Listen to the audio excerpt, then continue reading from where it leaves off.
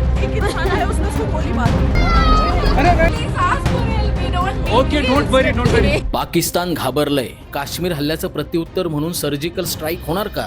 22 तारखेला काश्मीरमध्ये झालेल्या आतंकवादी हल्ल्याने अख्खा देश हादरलाय। तो आक्रोश, त्या किंचाळ्या ऐकून प्रत्येक भारतीयाचं रक्त सळसळतंय। या हल्ल्यात नेहमीप्रमाणे पाकिस्तानचा छुपा हात आहे अशी शंकाही व्यक्त केली जाते। त्यामुळे भारतीय सरकारने ह्याचं उत्तर सर्जिकल स्ट्राईक स्टाईलने करावं अशी मागणी अख्खा देश करतोय। पण ह्याचीच कल्पना येऊन पाकिस्तान घाबरलंय का?